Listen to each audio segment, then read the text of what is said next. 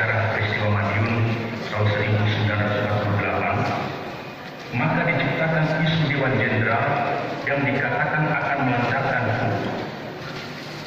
Seiring dengan isu ini, dengan gencar tersiar adanya dokumen Gilchrist yang konon menurut versi PKI ditemukan di rumah Bill Palmer, sewaktu rumah orang Amerika itu diobrak pabrik pemuda rakyat.